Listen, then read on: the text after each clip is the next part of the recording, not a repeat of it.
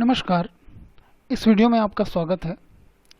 मैं professor Dilip Kumar Sahu, assistant professor, department of computer application, government Vishwanath Yadav Tamaskar post graduate autonomous college, Durg से। यह class RDBMS PLSQL के लिए है, जिसमें मैं PLSQL प्रोसीजर और फंक्शन डिस्कस करूंगा। बेसिकली यह MSc computer science second semester के लिए बनाया गया है, बट जो भी स्टूडेंट्स PLSQL स्टडी करते हैं उसके लिए ये वीडियो है। शुरू करते हैं। चलिए, आज इस क्लास में PLSQL प्रोसीजर और फंक्शंस मैं डिस्कस करूंगा। इस क्लास का ऑब्जेक्टिव ये है कि हम PLSQL प्रोसीजर और फंक्शन कैसे क्रिएट करेंगे, कंपाइल करेंगे और एग्जीक्यूट करेंगे, ये हम इस क्लास में सीखेंगे। चलिए देखते हैं प्रोसीजर क्या है PLSQL में। A procedure is a reusable unit that encapsulates a specific business logic of the application.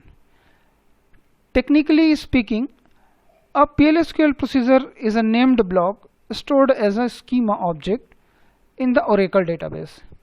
Generally हम प्रोसीजर का यूज करते हैं। यह एक ब्लॉक क्रिएट करता है, यह एक ग्रुप ऑफ लॉजिक क्रिएट करता है जो कि हम ओरेकल डेटाबेस में एग्जीक्यूट करते हैं। यह हम जब कोई प्रोसीजर बनाते हैं तो जनरली एक प्रोसीजर जो है किसी एक लॉजिक के लिए बनाया जाता है। ठीक है, इसका सिंटेक्स क्या है, इसका सिंटेक्स देखते हैं। हम यहाँ क्रिएट या रिप्लेस कीवर्ड यूज करते हैं और प्रोसीजर कीवर्ड यूज करते हैं।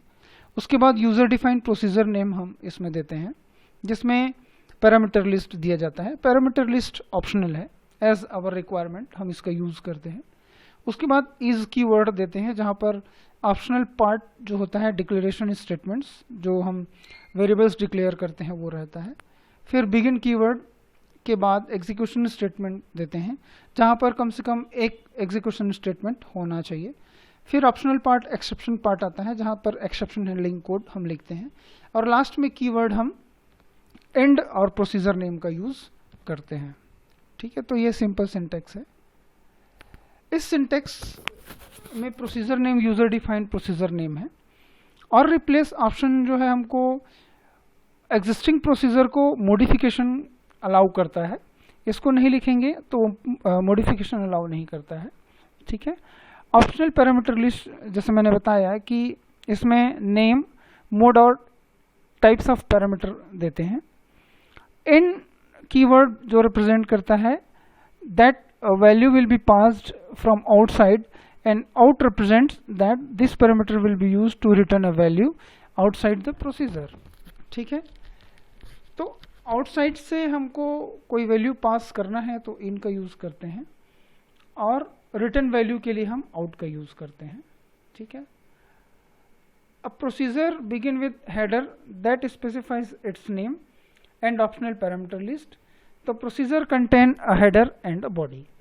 किसी भी प्रोसीजर में दो पार्ट बेसिकली होता है, एक हेडर पार्ट होता है, दूसरा बॉडी पार्ट होता है। Header part contain name of procedure and the parameter और variable pass to the procedure.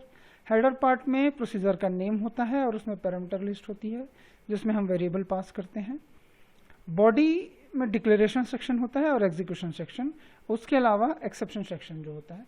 तो ये तीनों सेक्शन मिला करके प्रोसीजर का बॉडी कहलाता है। ठीक है, इसमें जो तीन पैरामीटर हम जो पास कर सकते हैं वो कुछ इस तरह से हैं। पहला है इन पैरामीटर, ये रीड ओनली होता है। In parameter can reference inside parameter but we can change its value. हम इसका वैल्यू चेंज कर सकते हैं, ये पैरामीटर के इनसाइड ही रेफरेंस इसका दिया जाता है। It is default parameter in Oracle. Oracle में यह एक डिफॉल्ट पैरामीटर होता है। डिफॉल्ट का मतलब होता है कि यदि हम इन नहीं भी लिखे तो हम बेसिकली इन पैरामीटर मान करके चलते हैं। आउट पैरामीटर क्या होता है? इट इज राइटेबल, हम इसके थ्रू वैल्यूज राइट कर सकते हैं। We can set return value for the out parameter and return it to the calling procedure.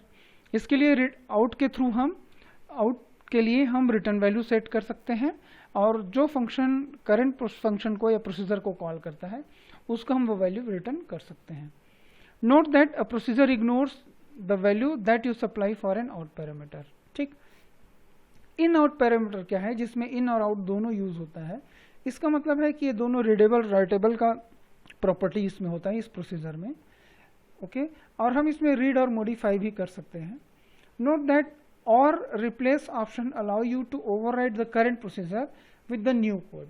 Okay, तो और रिप्लेस कीवर्ड जो है यहाँ पर हम जब यूज करते हैं प्रोसीजर में, वो करंट प्रोसीजर को ओवरराइट नए कोड के साथ ओवरराइट करने का काम करता है।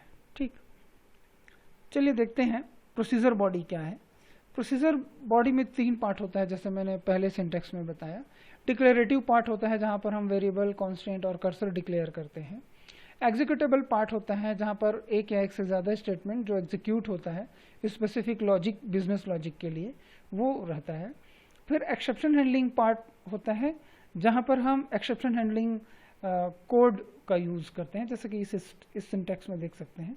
डिक्लेरेशन स्टेटमेंट है ना, और एग्जीक्यूशन स्टेटमेंट और एक्सेप्शन हैंडलर स्टेटमेंट। ठीक, ये जो हेडर पार्ट है वो क्रिएट, जो फर्स्ट लाइन है वो हेडर पार्ट कहलाता है किसी भी प्रोसीजर का। चलिए एग्जांपल देखते हैं। पहले हम एक टेबल क्रिएट करते हैं, क्रिएट टेबल पर्सन, जिसमें 2 वैल्यू होगी। एक होगी आईडी, पर्सन आईडी, और उसका नेम। यहाँ पर आईडी जो है वो प्राइमरी की होगा, इसका साइज हम 10 देते हैं जो कि नंबर टाइप का है, और वेयर के 2 टाइप का देते हैं नेम को, जिसका साइज जो है 100 है। ठीक, उसके बाद हम ये प्रोसीजर लिखेंगे जहाँ पर क्रिएट और रिप्लेस प्रोसीजर एंटर पर्सन इस प्रोसीजर का नाम है, और जहाँ पर हम 2 पैरामीटर दे रहे हैं, पर्सन आईडी और नेम, जो कि सेम टाइप होना चाहिए यहाँ पर जो टेबल का डेटा टाइप है, आईडी और नेम का। ठीक, फिर एज बिगिन यहाँ पर हम लेंगे, कोई डिक्लेरेशन वैल्यू डिक्लेयर नहीं कर रहे हैं यहाँ पर। फिर इंसर्ट इनटू क्वेरी करेंगे, जो कि एक स्टेटमेंट एग्जीक्यूट करना है, जिसमें हम आईडी और नेम को क्या करेंगे, एग्जीक्यूट करेंगे। ठीक, इस तरह से हम प्रोसीजर क्रिएट करते हैं। यदि हम इस कोड को एग्जीक्यूट करेंगे तो हमको आउटपुट मिलेगा प्रोसीजर क्रिएटेड। चलिए देखते हैं अब इस प्रोसीजर को कॉल कैसे करेंगे। ठीक,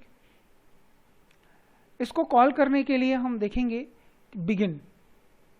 बिगिन कीवर्ड यूज करेंगे उस प्रोसीजर को कॉल करने के लिए, एंटर पर्सन। यहाँ पर हम 2 पैरामीटर देंगे, क्योंकि हमने यहाँ पर 2 पैरामीटर लिया हुआ है आईडी और नेम के लिए। हमने आईडी दिया 111 और रोहन नाम दिया, और प्रिंट मैसेज प्रिंट करने के लिए dbms_output dot put line use करेंगे, जहाँ पर रिकॉर्ड इंसर्टेड सक्सेसफुली मैसेज देंगे, और फिर इस तरह से आउटपुट आएगा रिकॉर्ड इंसर्टेड सक्सेसफुली, और ये जो 2 टेबल का रिकॉर्ड जो है हमको डिस्प्ले हो जाएगा। ठीक, तो ये आउटपुट होगा इस प्रोसीजर का।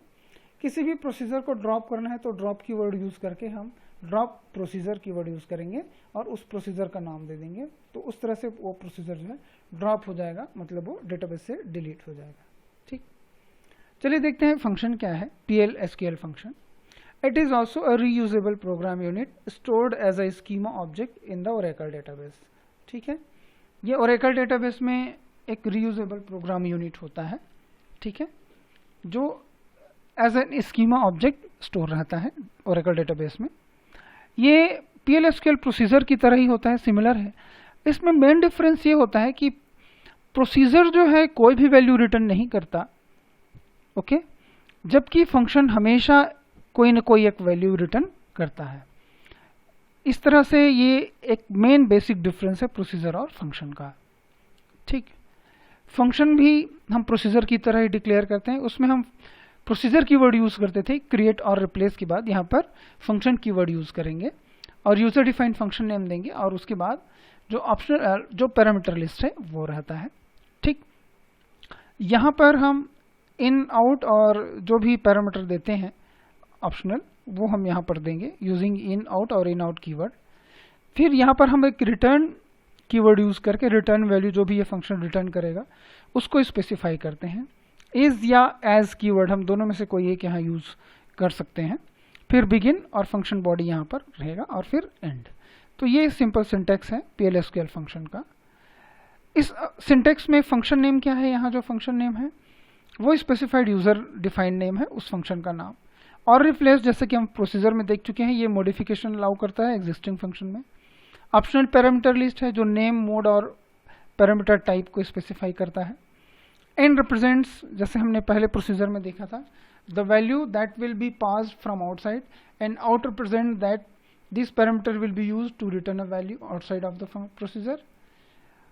Return clause specify that data type you are going to return from the function. Okay, तो return कीवर्ड यहाँ पर जो भी वैल्यू हम रिटर्न करेंगे उसको बताता है किस डेटा टाइप का वैल्यू हम रिटर्न कर रहे हैं। फिर फंक्शन बॉडी होता है जो एग्जीक्यूटेबल पार्ट होता है। एस कीवर्ड का यूज हम क्यों करते हैं? It is used instead of इस keyword for creating stand alone function. ये स्टैंड अलोन फंक्शन क्रिएट करने के लिए यूज करते हैं, अदरवाइज हम इसका उपयोग कर सकते हैं। ठीक है, चलिए एग्जांपल देखते हैं।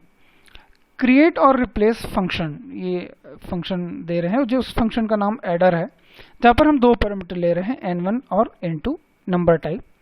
ये क्या करेगा? नंबर ही रिटर्न करेगा ये फंक्शन, इसलिए हमने यहाँ पर रिटर्न नंबर डेटा टाइप दे दिया है।